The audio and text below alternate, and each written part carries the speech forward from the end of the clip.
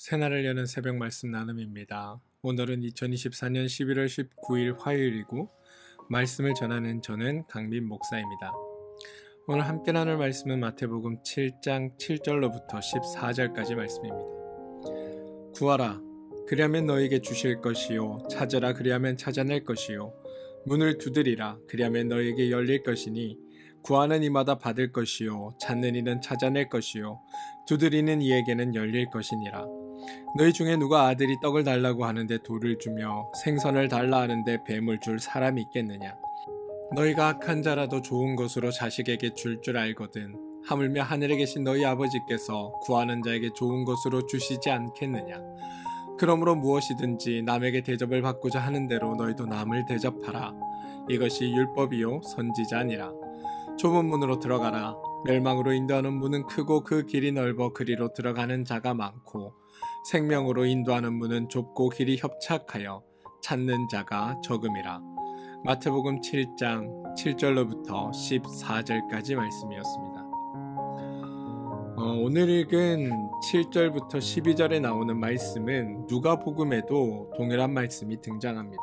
그런데 여러분, 누가복음의 본문과 오늘의 본문은 의미상의 차이가 있습니다. 누가복음의 본문은 기도에 대해 질문하고 기도에 대해 대답하는 그 대화 속에서 오늘 말씀이 등장합니다. 따라서 누가복음의 말씀을 이해할 때는 구하라, 그리고 찾으라, 두드리라 라는 말씀을 기도에 관한 이야기로 읽는 것이 합당합니다. 그런데 지금 마태복음의 이야기는 기도에 대한 가르침 중에 등장하는 것이 아니라 그리스도인은 어떤 기준을 따라 살아야 하는가, 어떤 기준을 따라야 하는가에 대한 이야기 중에 이 말씀이 등장하고 있음을 우리는 알아야 합니다. 따라서 마태복음에서의 오늘 본문은 기도에 관한 이야기로만 해석해내기에 문제가 있습니다. 어제 1절부터 6절까지 우리는 기준에 관한 이야기를 나누었습니다. 동시에 예수님은 우리가 하나님의 기준을 가지는 존재로 우리를 만들어 주시겠다고 선언하시는 예수님의 그 선언이 말씀 가운데 선포되었다라는 것을 말씀드렸습니다. 하나님의 기준을 가진 존재로 우리를 만들기 위해 예수님이 오셨고 그 일을 예수님께서 우리에게 완성하시겠다고 선언하셨다라는 겁니다. 그러면 그 다음 나오는 이야기는 무엇이 돼야 할까요? 내가 너희를 그렇게 변화시켜 줄게 라고 말한다면 그 다음에 나와야 하는 내용은 우리를 변화시켜 주겠다고 말씀하신 그분이 어떤 분인지에 대한 이야기가 등장해야 하는 게 맞는 겁니다. 하라 라고 할 때는 내가 해야 할 일이 나오지만 내가 너를 그렇게 해줄게 라고 말할 때는 그렇게 해줄 수 있는 분에 대해 그분이 어떤 능력이 있기에 그것을 가능하게 해줄 수 있는지에 대한 소개가 등장해야 하는 겁니다. 그러니까 내가 너를 변화시켜 줄게 라고 했으면 그 다음에 나는 어떻게 너를 변화시킬 수 있는 능력이 있는지, 나는 어떤 마음이 있는지, 어떤 실력이 있고 수준이 있는지를 그 다음에 부연 설명처럼 따라 나와서 해줘야 하는 겁니다. 하나님이 너를 죄의 원리로 행동하는 자가 아니라 의의 원리, 하나님의 원리를 가지고 행동하는 자로 만들어 주겠다라고 약속한다면 그 약속을 듣는 사람에게 이렇게 말씀하시는 분이 어떤 분인지, 하나님이 어떤 존재인지에 대해 소개해 주어야 한다는 겁니다. 그런 의미에서 보면 오늘 말씀 속에서 우리가 발견해야 할 건 우리에게 하나님의 일들을 이루어 주겠다고 약속하신 그분이 어떤 분인지에 대한 것들을 찾아낼 수 있어야 한다는 겁니다. 흔히 우리가 이 본문을 그냥 기도하라라는 본문으로만 이해하다 보니 사실은 그래서 하나님은 어떤 분인가를 찾는 것에 대해 우리는 매우 인색해 왔습니다. 여전히 목사님들은 구하라, 찾으라, 두드리라 라고 이야기하면서 우리가 구하지 않아서, 찾지 않아서, 두드리지 않아서 못 받았다. 그리고 10절 11절은 하나님은 좋은 분이라 우리가 구하기만 하면, 찾기만 하면, 두드리기만 하면 하나님이 다 주실 것인데 그동안 우리가 그것을 하지 않았기에 우리가 하나님께 받지 못했다. 그러니 찾고 두드리고 구하라라고 말씀해왔습니다. 이 말씀을 누가복음의 말씀에서 이해하면 방금 말씀하신 것처럼 우리가 이해해도 무방합니다. 하지만 오늘 말씀이 선포되는 자리는 마태복음의 자리입니다. 마태복음은 기도하는 이야기에 대해 우리에게 전하는 것이 아니라, 그래서 그 일을 통해 이루시는 하나님은 어떤 분인가, 예수 그리스도는 어떤 존재인가에 대해 이야기하고자 한다는 겁니다. 오늘 말씀을 보시면 9절과 11절인데요. 너희 중에 누가 아들이 떡을 달라고 하는데 돌을 주며 생선을 달라고 하는데 뱀을 줄 사람이 있겠느냐? 너희가 악한 자라도 좋은 것으로 자식에게 줄 줄 알거든 하물며 하늘에 계신 너희 아버지께서 구하는 자에게 좋은 것으로 주시지 않겠느냐라고 나와 있습니다. 이걸 통해 우리는 하나님이 어떤 분인지를 발견할 수 있어야 한다는 겁니다. 지금 여러분, 마태복음은 구하는 자에 대해 설명을 하는 것이 아닙니다. 구하는 사람이 무엇을 구하는 이거에 대해 얘기하는 게 아닙니다. 주시는 분, 다시 말해 하나님이 어떤 분인지에 대해 설명하고 있습니다. 너희가 무엇을 구하고 어떻게 구하고 어떤 태도를 구하고 어떤 끈기를 가지고 어떤 간절함으로 구하는 게 중요한 게 아니라, 마태복음에서 강조하는 바는 너에게 응답하시는 분, 주시는 분, 그분이 누구냐? 바로 좋으신 하나님이다라고 말씀하고 있다는 겁니다. 우리는 여기에 집중해야 합니다. 아들이 달라 하면 부모는 악한 자일지라도 좋은 것으로 줄 안다. 오늘 말씀은 이렇게 이야기합니다.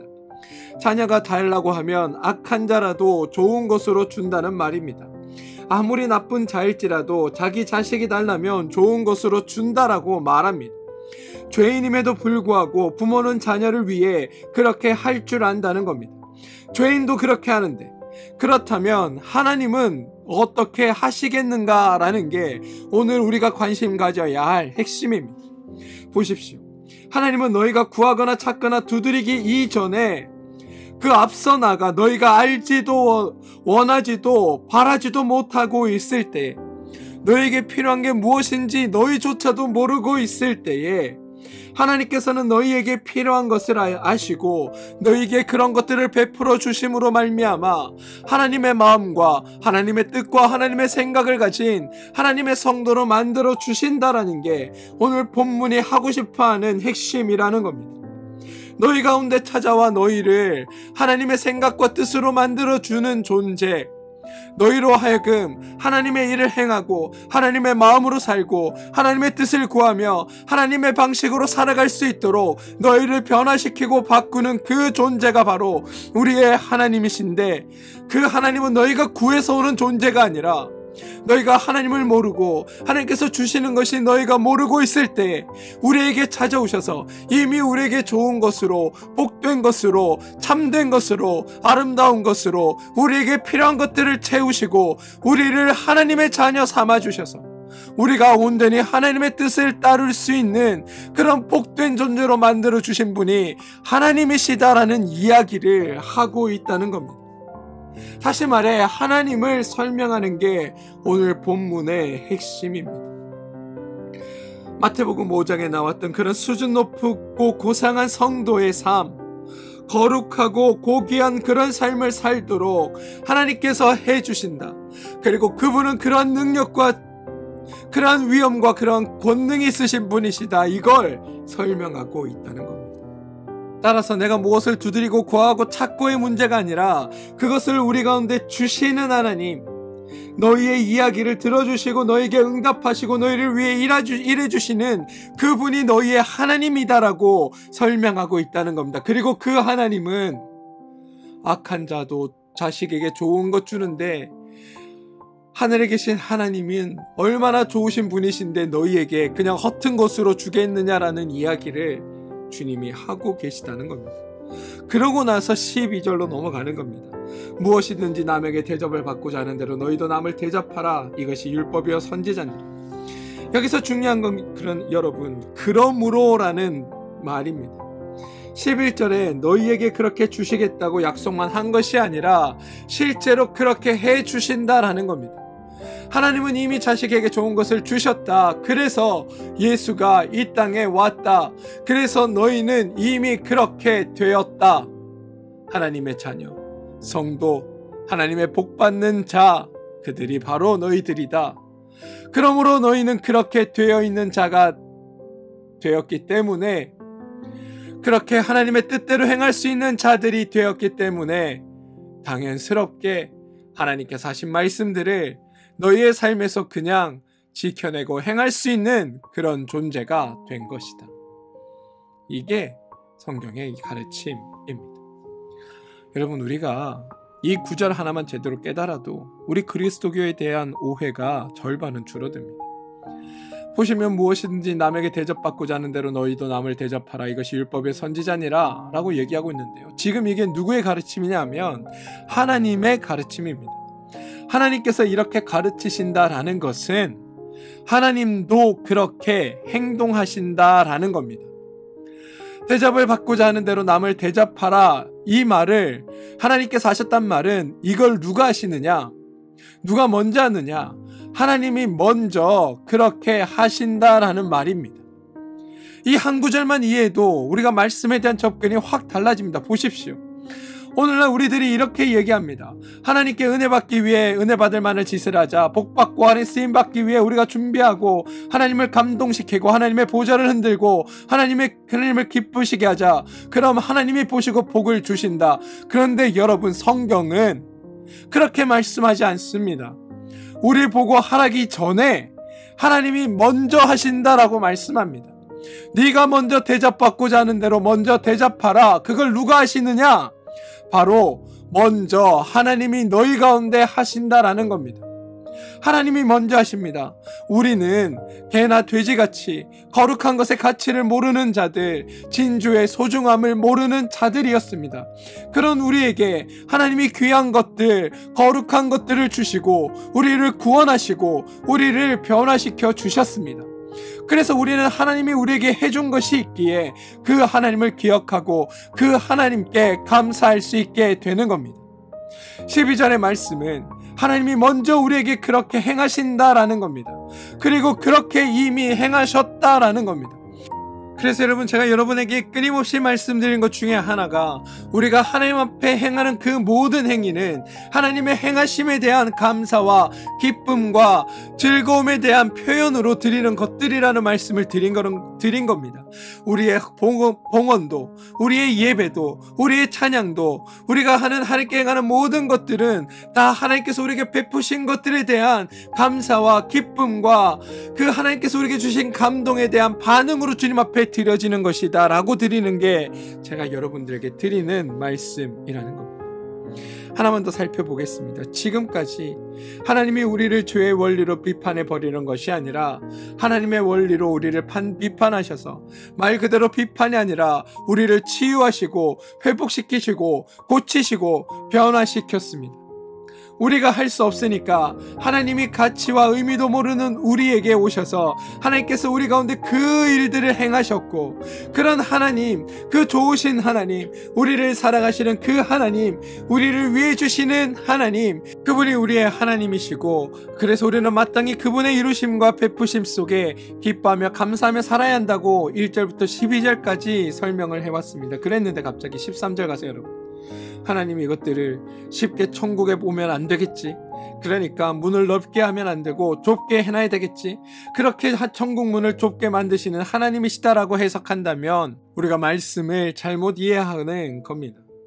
여러분, 이 13절과 14절의 핵심은 어디에 있냐 하면 문이 좁고 길이 좁은 것이 아니라, 문이 좁고 그 길 자체가 험하다는 게 문제가 아니라 죄인들이 하나님의 관점, 하나님의 생각을 모른다라는 겁니다.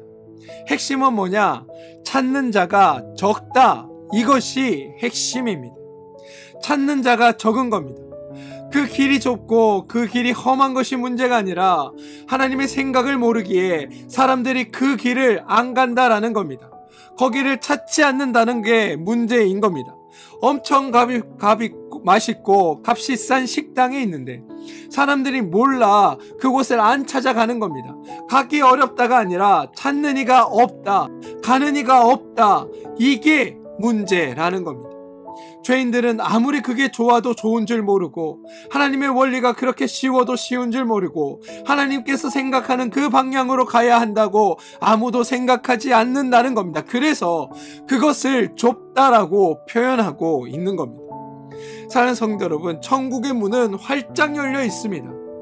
그곳으로 오는 길도 포장되어 있고 넓은 길입니다. 그런데 사람들이 그 길을 좀처럼 찾지 않습니다. 그러니까 하나님께서 어떻게 하셨냐? 하나님이 하늘나라, 천국을 아예 가지고 이 땅으로 와 주셨습니다. 그게 우리가 5장에서 고백한 이야기 아닙니까? 이게 하나님의 의도입니다. 그러면 왜 13절과 14절은 이렇게 해 놓았느냐? 너희가 하나님의 관점, 하나님의 기준, 하나님의 마음, 하나님의 원리로 볼 줄 모른다. 그게 너무 안타깝다. 그래서 예수님이 오셔서 우리를 하나님의 관점, 하나님의 기준, 하나님의 마음, 하나님의 원리로 아는 자들로 바꾸어 놓겠다. 그것을 아는 자들로 만들어 놓겠다. 그게 하나님의 뜻이고 하나님의 의도이고 예수 그리스도가 이 땅 가운데 오셔서 우리를 그런 존재로 만들기 위해 기꺼이 십자가에 달려 자기 목숨을 내어주심으로 우리를 구원하여 하나님 자녀 삼아주시는 일에 그 일을 하기 위해 주님이 오셨다라고 선포하고 있는 말씀이라는 겁니다. 사랑하는 성도 여러분, 저는 여러분들이 이러한 하나님의 마음, 하나님의 뜻을 잘 이해하길 소망합니다. 주님께서 실제로 그 일을 우리 가운데 이루셨기에 지금 우리가 믿음의 길, 신앙의 길을 가고 있는 것 아닙니까? 하나님의 자녀로 살고 있는 것 아닙니까?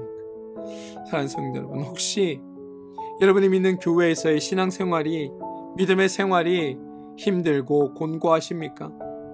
주님, 왜 이렇게 저를 빨리 부르셨습니까? 나중에 천천히 죽기 전에 좀 불러주시지. 제가 주님 가운데 미리 빨리 불려받아서 이렇게 힘들고 어려운 신앙생활하고 있습니다라고 생각되십니까? 그렇다면 여러분, 그건 여러분들이 하나님의 뜻과 의도를 잘 몰라 생긴 일입니다. 하나님은 우리 보고 이렇게 해라 저렇게 해라, 이런 충성과 이런 헌신을 바쳐라 라고 말씀하시지 않습니다. 하나님이 내가 너에게 이루고 행한 일로 말미암아 너희가 하는 그 모든 일이 자연스럽고 기쁜 일들로 너희 가운데 드러나게 하는 존재로 만들겠다고 우리 가운데 말씀하신 겁니다. 그것을 위해 하나님이 일하신다고 말씀하고 계신 겁니다. 저는 여러분들이 이런 주님을 만나고 깨달아서 여러분이 교회 안에서 하는 그 모든 수고와 헌신이 기쁨과 행복의 고백으로 드려지게 되길 소망합니다. 오늘 7장 1절로부터 14절까지 이거 하라 저거 하라 이런 문제를 얘기하는 것이 아니라 우리가 성도됨을 알고 성도의 기준과 성도의 가치와 성도의 방법과 성도의 원리를 알고 우리는 성도니까 성도답게 살아가는 존재로 너희들을 살게 하겠다. 그리고 너희는 그런 존재니까 그런 존재로 살라라고 말씀하고 계시는 겁니다. 저는 여러분들이 하나님의 관점으로 세상을 바라보고 하나님의 기준으로 세상 것들을 분별하고 하나님의 원리로 세상 가운데 살아가셔서 먼저 은혜와 복을 누리는 풍성한 삶이 되길 소망합니다. 뿐만 아니라 여러분들과 함께하는 모든 분들에게 하나님의 은혜와 복을 나누며 그것들을 함께 누리며 그 은혜를 같이 베풀어 살아가는 귀한 성도의 삶을 사는 여러분들 되시길 소망합니다. 내가 할 일이 아니라 하나님께서 나에게 이루신 일을 보고 기쁨과 은혜로 충성하는 믿음의 사람들 되시길 주님의 이름으로 축원드립니다. 함께 기도하겠습니다. 주님, 우리를 변화시키고 바꾸시겠다는 주님의 말씀이 나에게 응하여지게 도와주시옵소서. 그래서 내가 하나님으로 인해 변화되었음을 깨닫게 하시고 그래서 마땅히 기쁘고 당연히 주님의 말씀대로 살아가는 존재들 되게 하여 주시옵소서. 예수님의 이름으로 기도합니다. 아멘.